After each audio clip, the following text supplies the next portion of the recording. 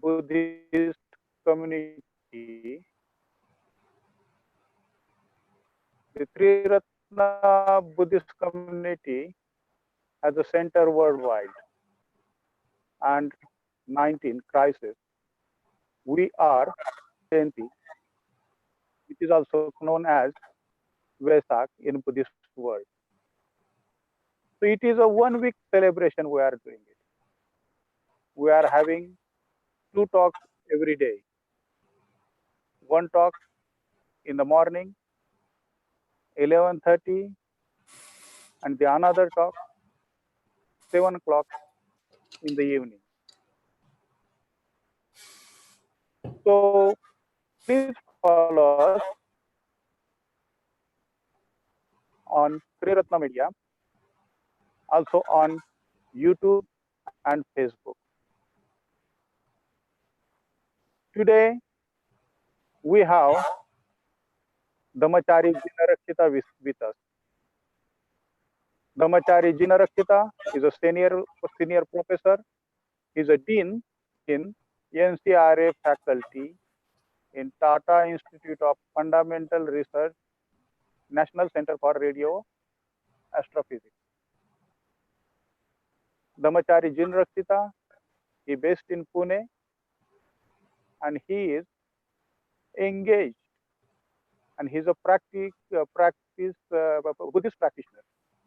He's engaged in Pune University, Pali department, where he teaches.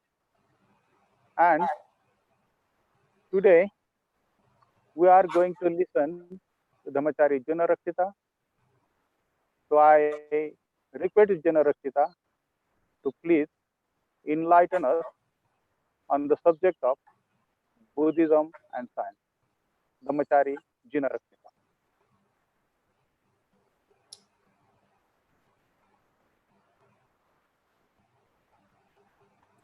Thank you, Tej Darshan. And I'd like to thank the organizers for this opportunity to share some of my thoughts with you. And as advertised, I'm going to talk about Buddhism and science. And so let me, without further ado, get started. So I want to start actually at a little bit distance. I want to ask the question first: why are we interested in the combination of Buddhism and science? What is the reason why people, try and connect Buddhism and science? And when did all of this start? And if you actually look at the history, you'll see that, sometime in the 19th century, about 100, 150 years ago, maybe a little more, you could see that science began to play a very major role in people's lives. The number of scientific inventions that were made at that time, and the way it began to actually impact the common person had been unprecedented compared to the past. And so gradually around that time, science began to become not something that just a few people did. It began to touch everybody's life. And gradually, the entire societies sort of became aware and exposed to science at some level or the other.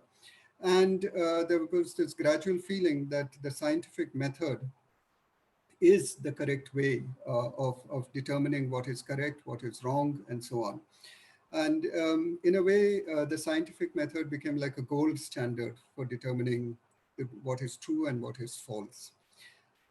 So this, in a way, was a conflict with religion, because prior to this, it was typically religious figures who told us what was right and what was wrong. And so there's a kind of shift happening over here from the religious figures being the authority figures, the final authority figures, to science being the way in which people figure out what is correct and what is wrong. And so in a sense, they are now the authority figures. And so many religions actually began to try and engage with science to try and see, how they could sort of handle this. In a way, it's almost a threat, right? Because they're no longer the authority figure. The authority figure is scientists now. And almost all religions in the world began to engage at some level or the other with science. And if you look at the literature from that period, you'll probably find in almost every major religion of the world, there was this attempt to show that the religion was quote unquote scientific. In the Buddhist world also, that's no different. Pretty much the same exercise was going on at roughly the same time. And there was quite a strong view that Buddhism is scientific. And so for example, if you look at the writings of the Japanese Zen master Shoen Shaku, and so for example, he's writing around the same time of the World Parliament of Religions in Chicago, which is a place where where he spoke at. So we are talking now literally 150 years ago. So he's these are the things that he's writing around that time.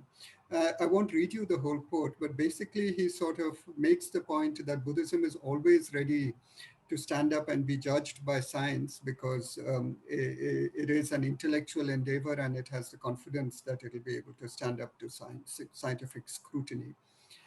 And similarly, if there's Taiksu in China, there's Anagarika Dhammapala in Sri Lanka, there was Professor Lakshmi Narasu from Chennai. All of these people writing, close to 100 years ago, talking about how Buddhism can be regarded as a scientific religion.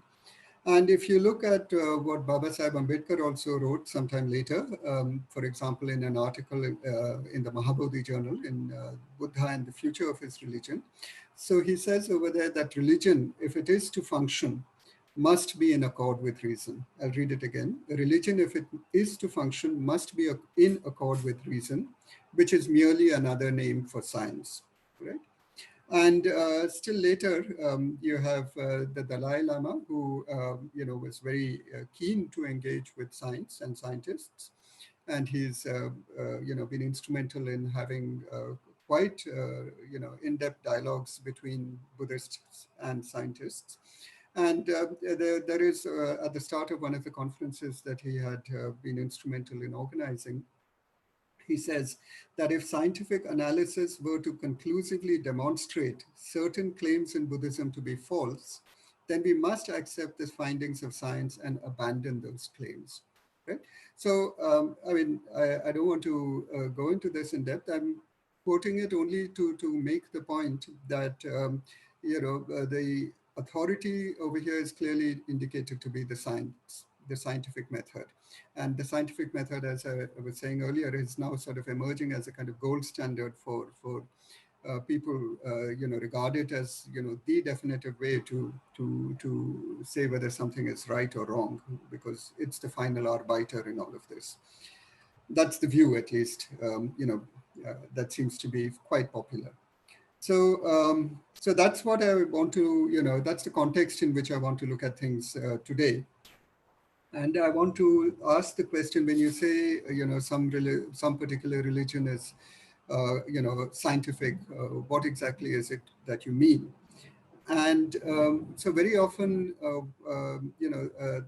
this claim that some particular religion is scientific is taken very literally to show that this religion has predicted. For example, if you look at the literature of that religion, you'll find predictions of the discoveries that modern science is making now. And I think that at least in the case of Buddhism, in some situations at least, it's taken a little too far. And so I want to start with sort of clarifying what is the kind of connections you could look for between Buddhism and science, by first sort of looking at what are the kind of connections which I believe are not there, right? What are the kind of connections that people try to make, which I believe are sort of erroneous.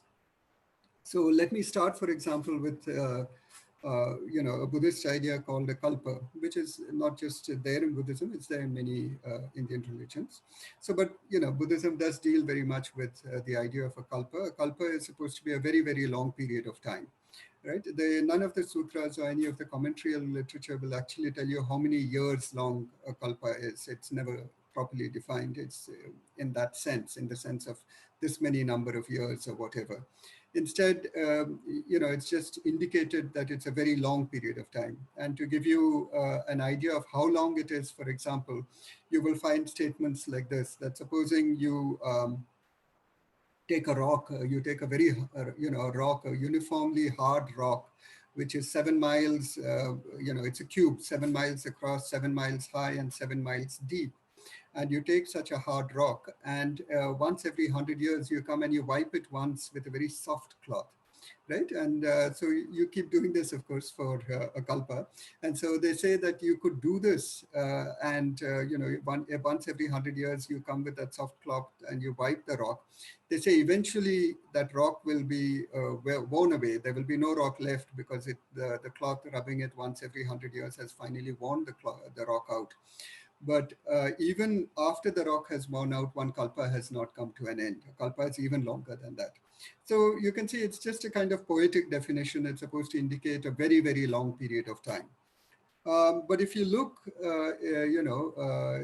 and you can easily find such things in the internet, you will find people who have tried to calculate the age of a kalpa, how long a kalpa is, in years. And so, for example, there is a particular calculation, it's not important to see by who, which says that you can actually calculate this age, and that age turns out to be 13.7 billion years.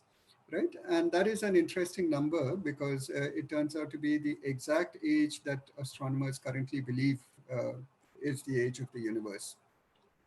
So these people who did the calculation found that very, interesting. They're saying, look, if you actually calculate the age of the kalpa, it comes out to be exactly what modern science is telling you is the age of the universe. And I think that's kind of odd at two levels. One, as I was telling you, that nowhere in the sutras is there a very clear way given of how you could calculate the age of a kalpa, and I think any estimate that you make is going to be, is going to have a large error associated with it. And the second is that today the astronomers believe the universe is 13.7 billion years ago old.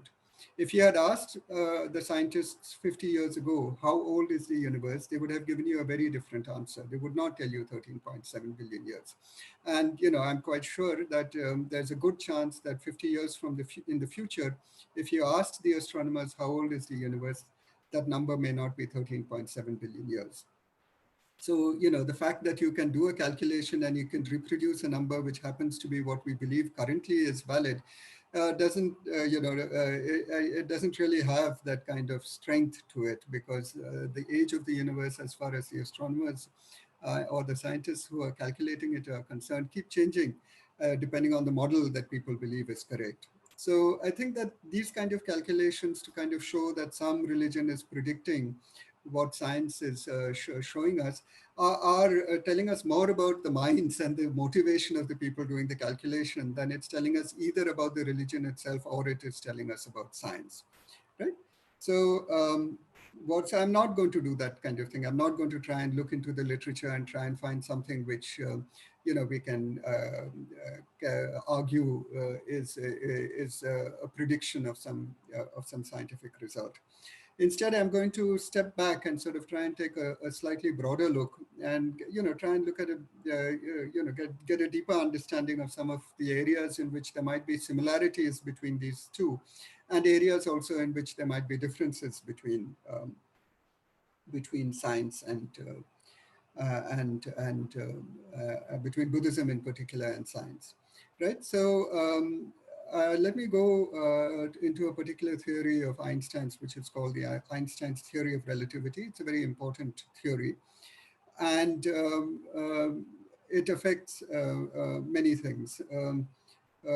So, for example, one thing that Einstein's theory of relativity tells you is that time is not absolute, that time runs at different speeds depending on the observer. If you're moving very fast, then time moves at a different rate for you than it moves for somebody who's sort of not moving. This sounds a little counterintuitive to us because we imagine that time is time and it doesn't matter who is sort of trying to measure the time will be the same for everybody. But in fact, it turns out it isn't. Time is different for different observers. And that is something which affects us now in our everyday life. So, for example, many of you may be watching this on a smartphone, which has GPS, and the GPS also tells you your location and time. All of that would not work without these corrections without this understanding of time. The time is different on the satellite, which is sending the GPS signal, than it is on the smartphone, which you're receiving it on. So your smartphone knows the theory, has got programmed into it the theory of relativity, and it's making the correct calculations to convert the time from the satellite to the time that you have, right? So it's an important theory which affects our everyday life. And where does this connect to any other, to Buddhism or anything else? So if Einstein was asked, it's a very strange thing to come up with this idea that time is different for different people, for different observers. Where did how did you get this? How did you get inspired to think about this? Where did the seed of that idea come from? So he said that he was strongly influenced by a European philosopher called Hume, and Hume emphasized very much that you have to go with your direct experience. And, that is the thing, that is the bedrock on which you should base your reasoning. And he said that that's how he proceeded. And he realized that it's an assumption we have that the time is same for all observers. It's not something that we can check with our direct experience. It's just something in our mind. It's a concept we have assumed it. And then once he realized that it's just an assumption, he actually then went ahead and looked at the consequences of relaxing that assumption, and that led, as I said, to the special theory of relativity. So, and Einstein says that in his, he's recorded to have said that he got this idea basically from Hume's philosophy. Hume, actually, it's a very interesting philosopher. Many of his ideas actually are similar in some ways to Buddhist ideas. And so for a long time, it was thought that this is a kind of parallel evolution, that Hume, working independently in Europe, came up with ideas which were similar to Buddhist ideas. But more recently, it's turned out that because one of the reasons why it was believed that these were two independent things, Hume's ideas and Buddhist ideas, was because Hume was writing in the 1730s. And at that time, there was not much contact between Europe and the Buddhist world, and it was not thought that Hume actually had any exposure to Buddhist ideas. But now it turns out, academicians have looking into this issue have sort of dug out the fact that Hume wrote his book, his famous philosophical treatise in a particular town in France. And he talks about also going to a particular Jesuit college in that town. That town had a Jesuit missionary college, and he talks about going over there and having discussions with the priests over there. And it turns out that at that particular college in that particular city in France had two Jesuit priests who did have a very detailed knowledge of Buddhism.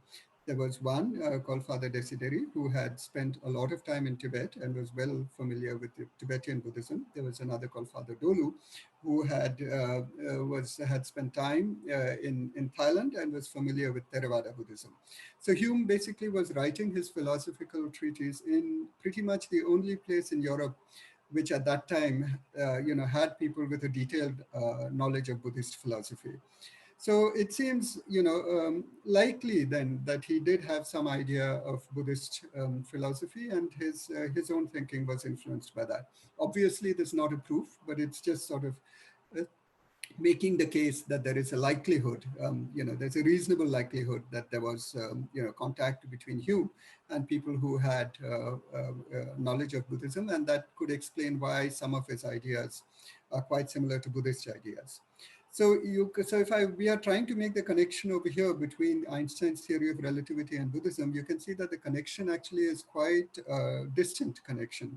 It's not that if you look at the Buddhist sutras, you can find Einstein's equations written over there. They're certainly not written over there. There's no prediction about GPS or smartphones or anything.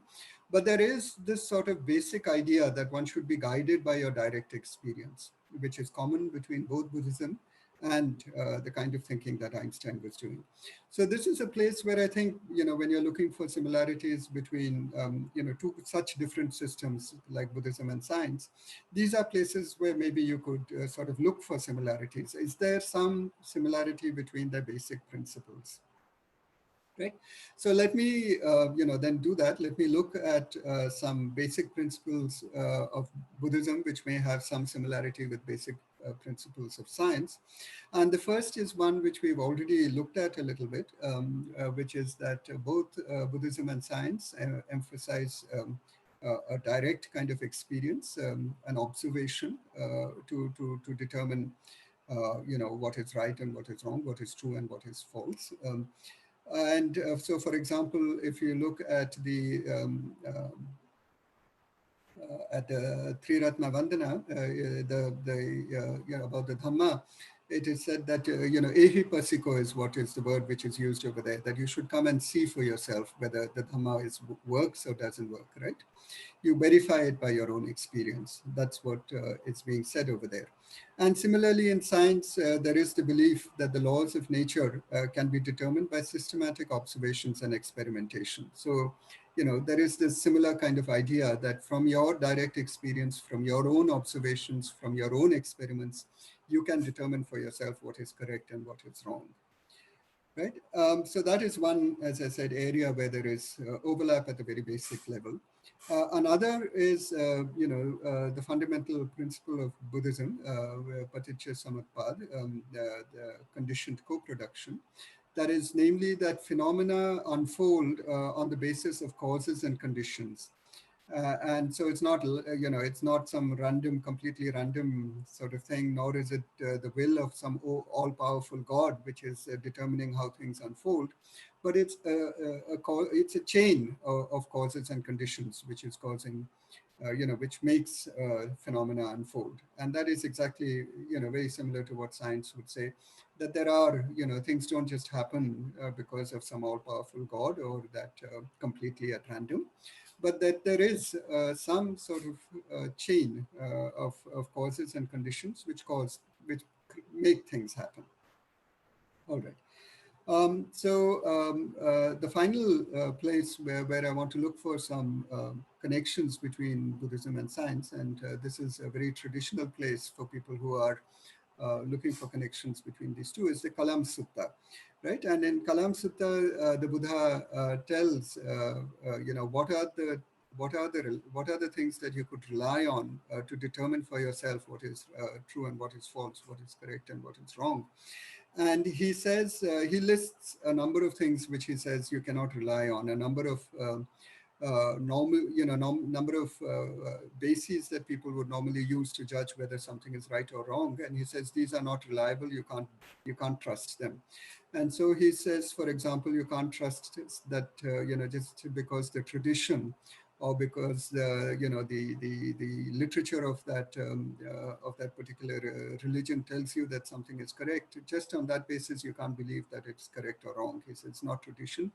You can't believe it's true simply because your teacher or your guru is telling you it's true. He says that's not reliable. You can't, just because your guru is saying it's true, it need not be true.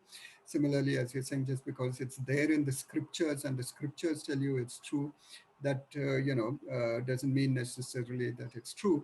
And finally, he says you can't rely on logic. Just because logically it appears to be true, it doesn't mean that it's necessarily true. Right, and so much of this would overlap with what the modern scientific methodology would say, that just because it's traditionally held to be correct doesn't mean that it's right. Just because it's there in the textbooks and you've been taught that in class, etc., doesn't necessarily mean that it's right. That whole theory may get revised in the future.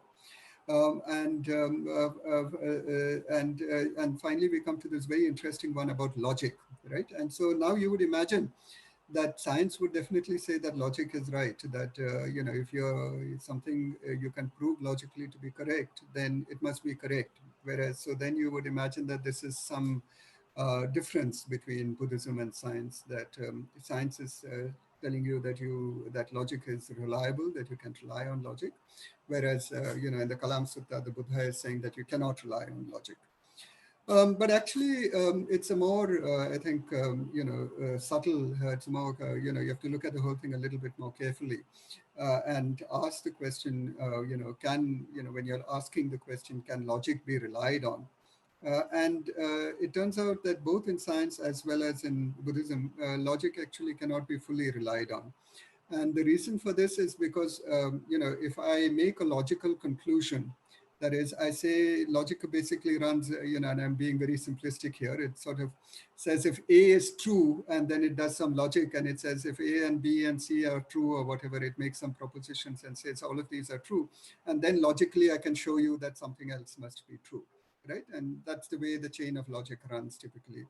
You use some assumptions and then you work logically with those assumptions, and then you prove therefore that some other thing must be true. But the this this how solid your entire conclusion is, that that the whatever you derived must be true, it completely rests on your assumptions that you took right at the start. If your assumptions are not true, then the conclusion is not true. So for example, this is a very trivial example that I give often in this context. That supposing I want to catch a bus, which unfortunately these days is not very possible for us. But let's supposing we are back in the days where we could catch a bus, and there's a bus stop which is 10 minutes walk from us, and you know that there is a bus which is scheduled to leave in 10 minutes time, or whatever, a bus which is scheduled to leave in 15 minutes time from now. And you conclude logically, if I leave immediately, the bus stop is only 10 minutes walk, I'll be there in 10 minutes, the bus is scheduled to arrive in 15 minutes, I will definitely catch the bus. So you conclude I will catch the bus.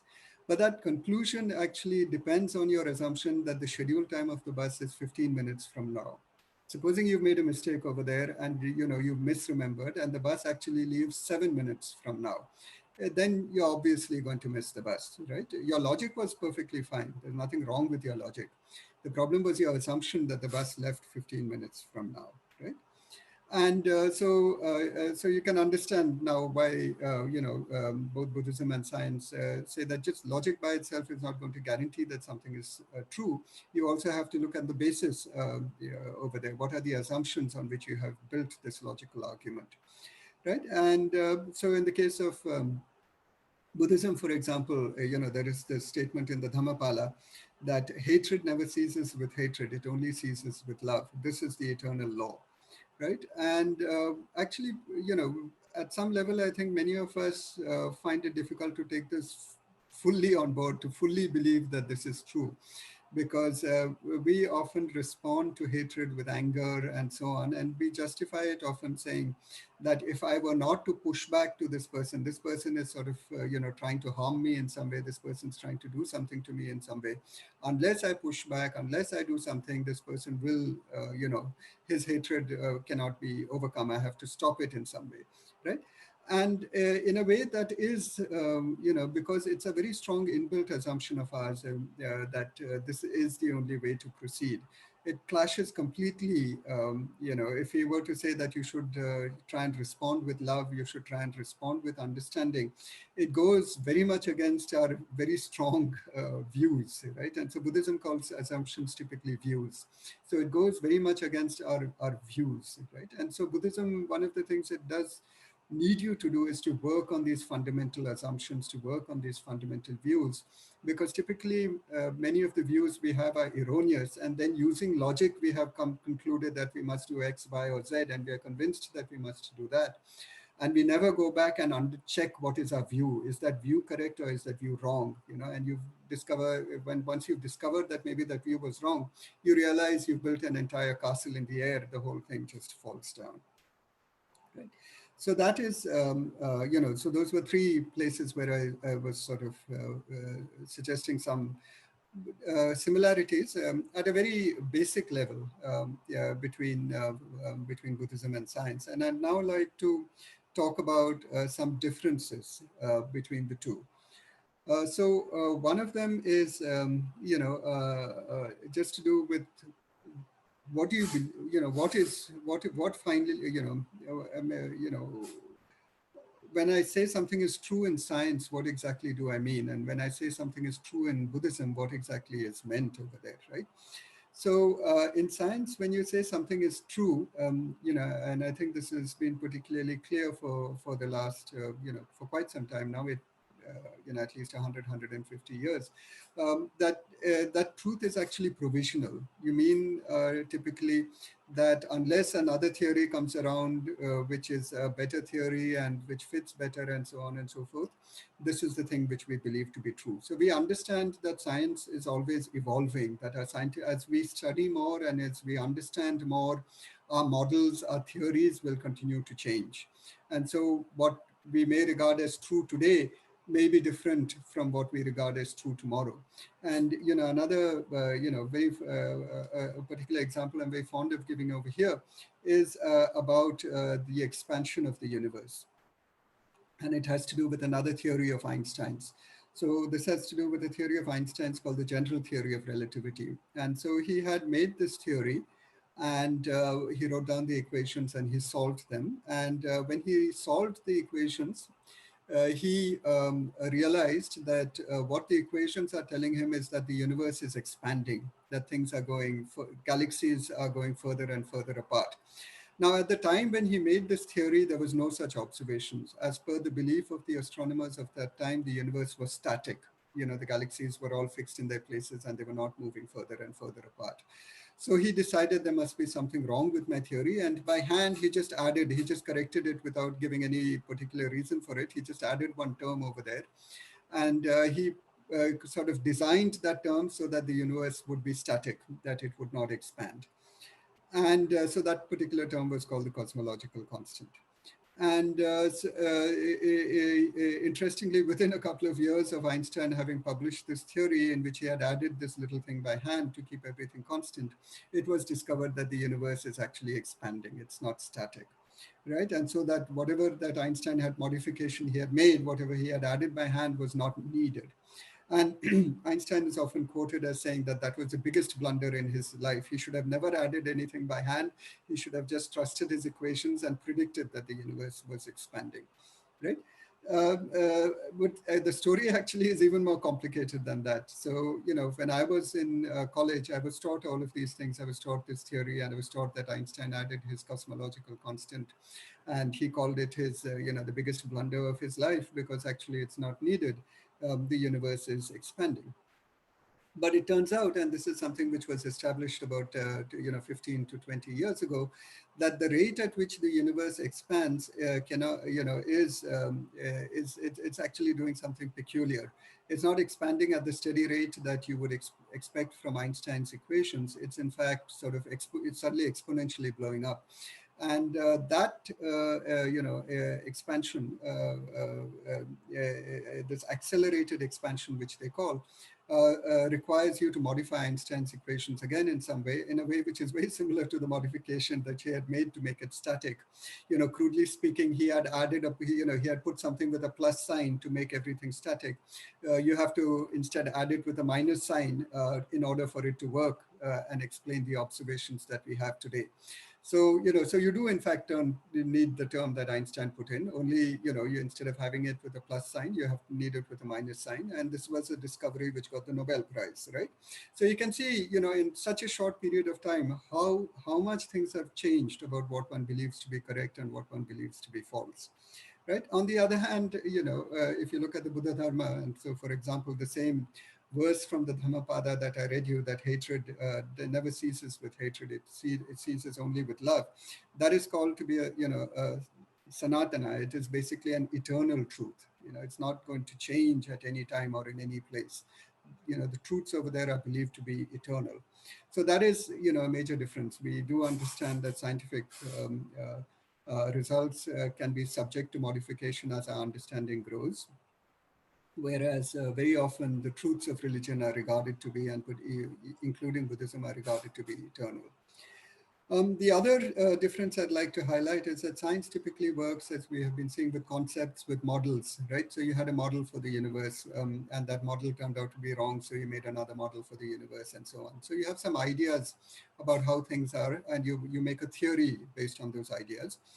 And that's the way science progresses. If that doesn't match your observations, then you go back and you come up with some new concepts, and you build some new theories with these new concepts, and so on and so forth. So science is something which, broadly speaking, deals with models, which deals with concepts, and so on. Whereas in Buddhism, although we do certainly deal with concepts, where, it's often sort of, you're warned, there's often that warning given over there that you have to regard all of this as provisional. These concepts have to be held lightly. You should not take them too seriously. After a while, you may need to let go of them, right? So for example, in the Algamadupa Sutta, the Buddha says that, the dharma is like a raft. It's supposed to take you to the other shore. It's supposed to take you towards nirvana. Once you've reached there, it doesn't make sense to take this raft and put it on your head and start carrying it around. You don't need it anymore. What you need to do at that point is to let go of all of this, right? So, there is conceptual thinking in Buddhism, but there's also the sort of warning that it has its limits, and after a while you'll have to let go of this conceptual thinking, right? And in a similar vein, there is the kind of things that Buddhism studies and the kind of things that science studies, right? And so science, at least the kind of science that I have been talking about, talks about the objective, very often material world, is what it's dealing with. And these are the kind of topics that are of interest to it. There's also, of course, psychology and other sciences which deal with mental phenomena. But again, I would say that they try and deal in a way, with a kind of objective reality. Whereas, the Buddha says very clearly that and for example, in the Malankya-Putta Sutta, what he says, there's only one topic that, that is, he is going to talk about. There's only one topic that is relevant over here, and that is suffering and the end of suffering, how to bring about the end of suffering. And, when in trying to bring about the end of suffering, Buddhism works with a whole range of tools, right? It doesn't work just with reason. It doesn't work just with reality. It doesn't work just with, what one might call objective reality. It works with reason, of course, but it also works with emotions. It works with visionary meditative experiences. It communicates not just through language and concepts. It communicates through images. It communicates through symbols. So, it's dealing with the entire human being in a completely different way than science typically does. Right. So that is a set of differences. We looked at a set of similarities, and now I've sort of gone through a small set of differences between Buddhism and science, right? And I'd like to now go back to roughly where we started from, and ask ourselves the question, why is this question interesting? Why are we looking at Buddhism and science together? What is the point of the whole exercise, right? And over there, I'd like to say a couple of things, and I'll come back to this again, but I'll just make a couple of points over here, but I'll come back to it in the summary. That one is something that Baba Sahib had said, and in that same article, which I quoted about, Buddha and the future of his religion. And he says over there that religion is bound to lose its respect and therefore becomes the subject of ridicule, and thereby not merely loses its force as a governing principle of life, but might in course of time disintegrate and lapse if it's not in accord with science. So he's sort of saying, in the modern world, if things, if you try and advocate a religion which is not in accord with science, eventually it will lose its force. Sooner or later, if what it's saying sounds completely absurd and crazy, not in accord with what people's reason is telling them, then they will gradually lose faith in it. Right, and I think that certainly has a fair bit of force. That is true. At at some level, and that is a good reason for sort of looking at Buddhism and science. And the other is, and it's a similar kind of thing, where I think that, looking at science and its connections with Buddhism, and particularly looking at, starting with the more quote unquote rational quote unquote scientific aspects of the Buddhist religions, could be a kind of skillful means, right? That for a number of people, if that, particularly in the modern world, it becomes a way, a path for them to get into Buddhism, and a path for them to start looking into what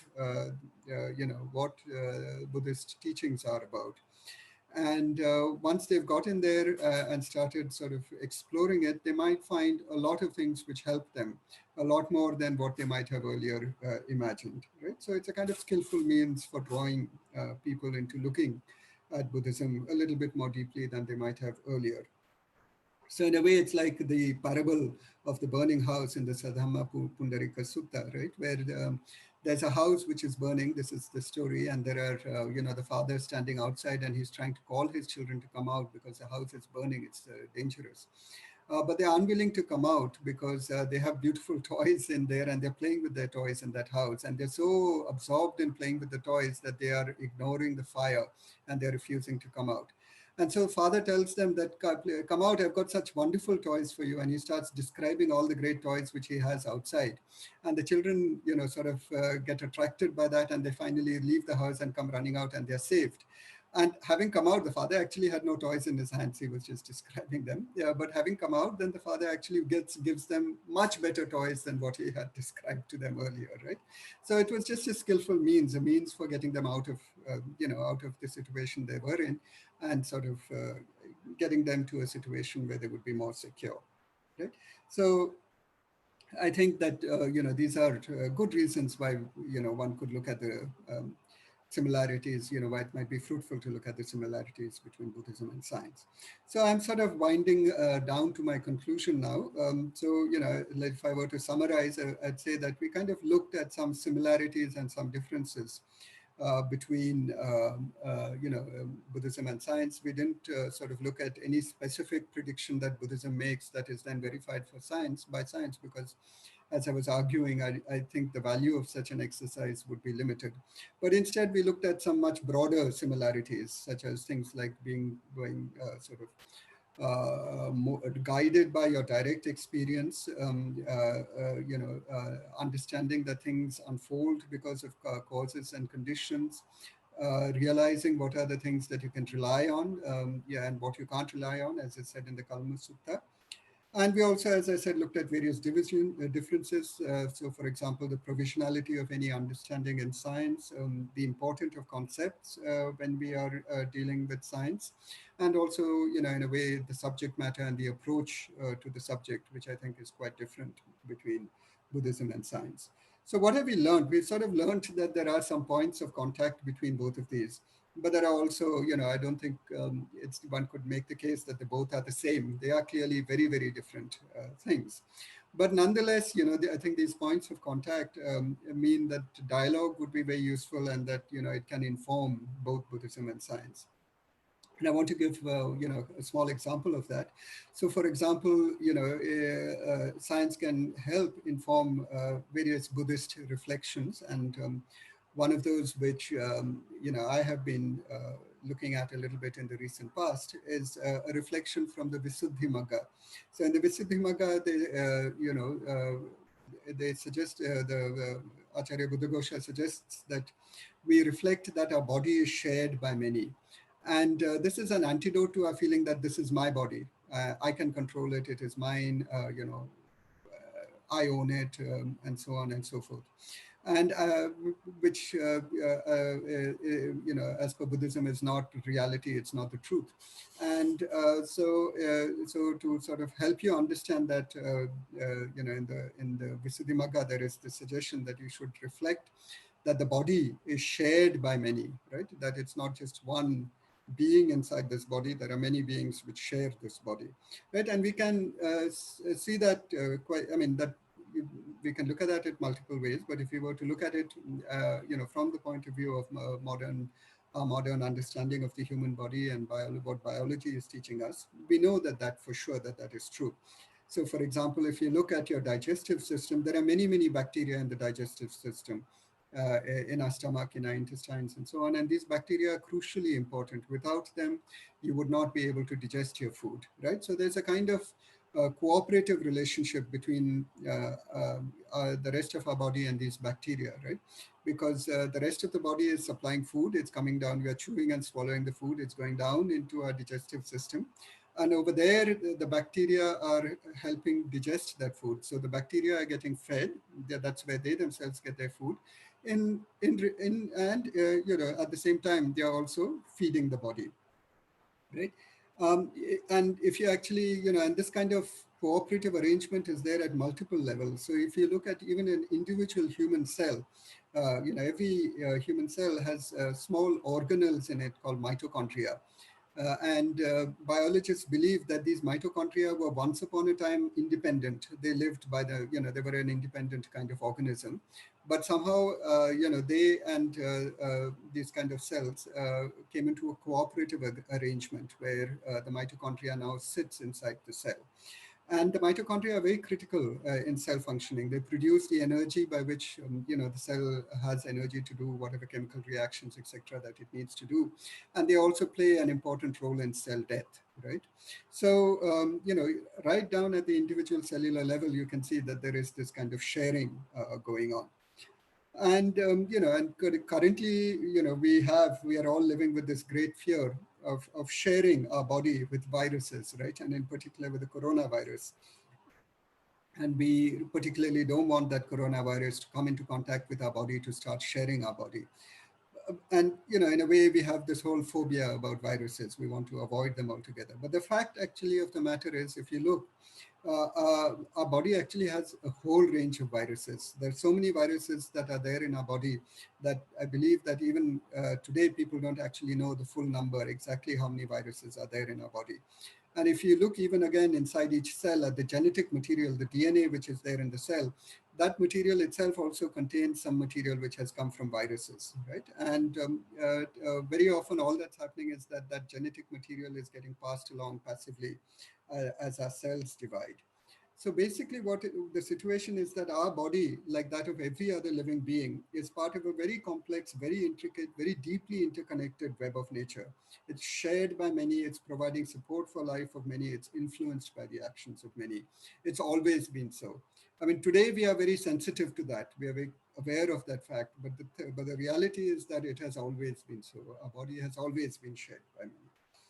This is the way things are. Right? And similarly, I think, as I was saying, this kind of dialogue between science and Buddhism helps inform both fields. And for example, I know that neuroscience looks quite seriously and deeply at various Buddhist ideas about how the mind works. And for example, in fields like ecology, where you have this idea that you have this deeply interconnected web of nature. Again, these are similar ideas to that which are there in Buddhism, which sort of makes this case that you can't look at any one thing in isolation. You can't pick this thing and say it exists in and of itself. It's independent. Everything is sort of, its existence is based on a web of causes and conditions. It's all interconnected with everything else. So that's more or less where I'd like to end. I'd started with a quote of the Dalai Lama, and I'd so maybe end also with that. I think where we need not actually, we could each for ourselves judge, whether which of these two systems is leading to truth, which of these two systems is leading to the end of suffering, and so on and so forth, which of these systems we need to work with at any given situation. Nonetheless, I think that the point that he makes, that it's important to have a dialogue, I agree completely with that point, and I think it's very, a critical thing to keep going. So that's where I'd like to end today. I thank you all for your, for your attention and for being, online with me for this talk. Thank you.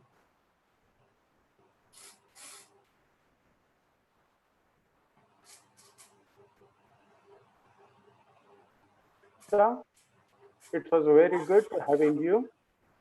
and basically talking about the science and Buddhism, specifically with the scientific aspect of Buddhism.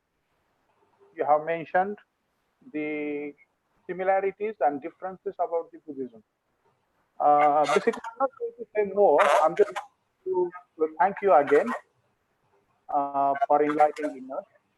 And I have few notices to give to people. This is the 1 week celebration. So Jinarakshita has delivered first talk on Buddhism and science. This evening we are going to listen to Dhammachari Amrusiddhi. Uh, Amrusiddhi's talk will be in Hindi. So we have various themes. Tomorrow we are Buddhism and education. So Dhammachari Suchiratna at 11:30 and 7 o'clock in the evening, Padma Bodhi. Then on 3rd, Buddhism and family life. So Dhammacharini Abhaidana at 4 o'clock and Dhammacharini Ojogita 7 o'clock. Then we are going to listen on 4th, Buddhism and word problem. Dhammachari Maitrivir Nagarjun in the morning at 11:30 and Dhammachari Lokamitra in the evening 7 o'clock. On 5th May, Buddhism and cultivation of mind. So 11:30 in the morning, Dhammachari Nagaketu, and in the evening 7 o'clock, Dhammachari Subhuti. On 6th May, Buddhism and youth. So in the morning 11:30, Dhammachari Jinasiddhi, and in the evening 7 o'clock, Anumashura. And on the 7th, which is a Vesak day or Buddha Jayanti day, we are going to listen to Dhammachari Kumarjiv in the morning 11:30 and Dhammachari Amoga Siddhi 7 o'clock in the evening. On a Buddha Jayanti day, we have full day program. So we'll start with 10 o'clock with the introduction. Then we'll have some Pali chanting, meditation, talks, some cultural program in the morning and evening. And we are celebrating Buddha Day whole day. So look for the advertisement. We are celebrating this Buddha Jayanti, and we are bringing all sort of the programs. This is our first attempt, so please bear with us. This is we haven't done much, and we are not a professional. Just we are using all the resources which we have within a Three Ratna Sangha. Also, to explore Dhamma more and teaching Dhamma on the line, we are requesting you to support. Eventually, we would love to have a TV channel, but it's take quite a lot of effort and capital and skill. But that is our aim. So we would like to aim high and work towards it. So I'm requesting you, please donate whatever you can. You can see the bank details on the screen, which we have the bank in the name of Trilokya Buddha Mahasangha Sahika Gana. Account number is 050 is a 6 times 0 100 202929, and IFSC code is PUNB 005 5 times 0. It is a Punjab National Bank, Indora Chowk, Nagpur. If you need any help or if you have any question, you could contact any other members, basically the team, Dhammachari Tej Darshan, Dhammachari Nagaketu, Sudip, and any other. Thank you very much. Thank you, Jinarakshita. Jai Bhim, Namo Buddhaya, goodbye.